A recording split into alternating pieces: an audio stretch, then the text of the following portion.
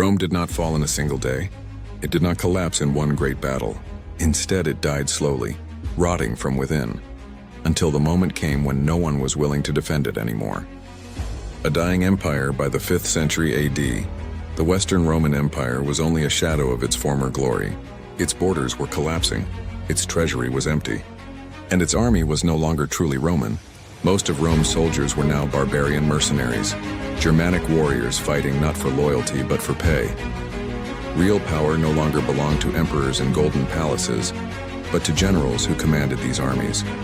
In the year 475 AD, the imperial throne was given to a boy barely 16 years old. His name was Romulus Augustulus. It was a legendary name, Romulus, founder of Rome, and Augustus, its first emperor.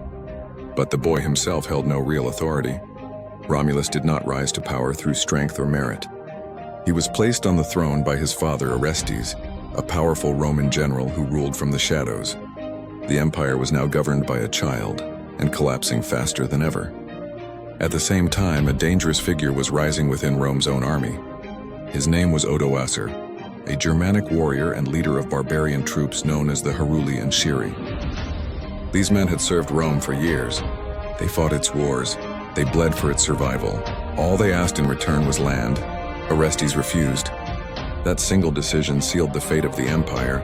In 476 AD, Odoacer led a full-scale rebellion. There was no glorious defense of Rome. No epic final stand. Cities fell one after another. The Roman elite fled. The Senate remained silent. Orestes was captured and executed.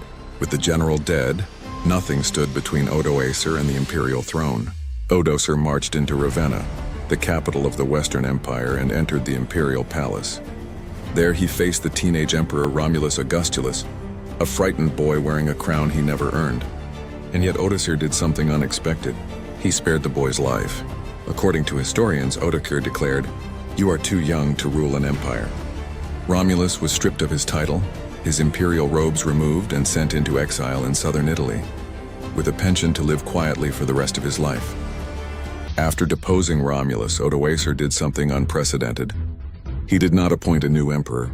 Instead, he sent the imperial regalia, the crown, the scepter, the throne, to the Eastern Roman Emperor in Constantinople. His message was clear.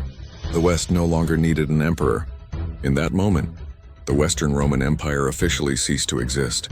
An empire that had ruled for over 1,000 years ended. Not with thunder, not with fire, but in silence. What remained of Rome? Rome was gone, but it was not forgotten. Roman law survived. Latin evolved into the languages of Europe.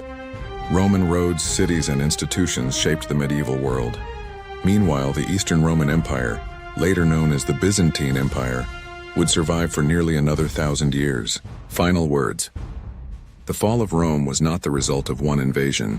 It was the final breath of a civilization already dying, and the man who ended it was not a conquering emperor, but a barbarian general who simply removed a boy from a throne.